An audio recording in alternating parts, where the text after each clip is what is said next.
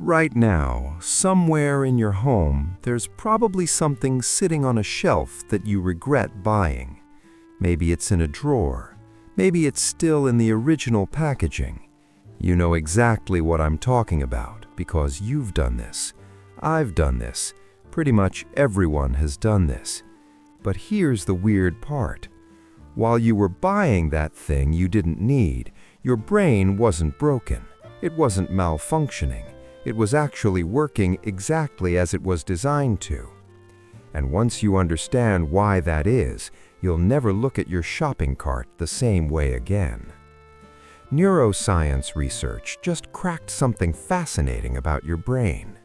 When you see a product, especially on your phone, your brain doesn't just process the image, it releases dopamine, that feel-good chemical your brain produces when it anticipates reward. The kicker, you're not getting the reward from actually owning the thing. You're getting the reward from the possibility of owning it. That click, that add to cart button, it feels amazing in the moment because your brain thinks it's about to get something good. Now here's where it gets dark. That dopamine spike doesn't last. It crashes. So your brain craves another hit, another purchase, another moment of that artificial satisfaction. Companies know this. They've built entire platforms around triggering this exact cycle, and it's working. A 2025 study found that more than half of American shoppers have blown over $100 on impulse purchases. 20% have spent at least $1,000 on a single unplanned buy. That's not a character flaw. That's neuroscience. But the dopamine story is only half of it. The other half is something called FOMO, fear of missing out, and companies have weaponized it. They do this through 3 tactics that hit all at once. First, scarcity. Only 3 left in stock. Sale ends in 2 hours. Your brain doesn't think logically about whether you actually need the item.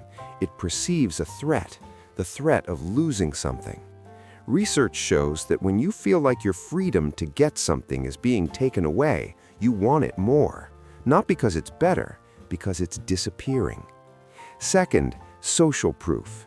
You see the reviews, you see strangers saying it's amazing, you see your friend just bought it. Your brain interprets this as a signal. Everyone else knows something you don't. If you don't act now, you'll be the only one without it. This is especially powerful on social media platforms where you watch influencers use products in real time. It creates what psychologists call a parasocial relationship. You feel like you know them, so when they buy something, you trust it. Third, and this one's brutal, ease of payment. Digital wallets, one-click checkout, saved credit cards. There's almost no friction between wanting something and owning it. Research calls this spendception, the psychological phenomenon where digital payments make your brain essentially forget you're spending money. When you hand over cash, your brain feels the loss. When you tap a button, your brain feels the gain. That's backwards, but that's how we're wired. Here's what most people get wrong about impulse buying. They think it's about wanting stuff. It's not. It's about wanting to feel something. Research shows that people shop most impulsively when they're bored, stressed, or emotionally empty. A bad day at work? Let's buy something. Scrolling mindlessly at night? Quick dopamine fix. Feeling left out? There's a product for that. Companies have learned to target these emotional states with precision. They know when you're most vulnerable. They track your behavior, your location, your mood signals from your social media activity. But here's the plot twist. Once you know this is happening, it becomes harder to fall for. Not impossible, but harder. Awareness is the first step to resistance. So what do you actually do about this? 3 things. 1. When you see something you want, don't buy it immediately. Wait 48 hours. Let the dopamine crash happen and see if you still care.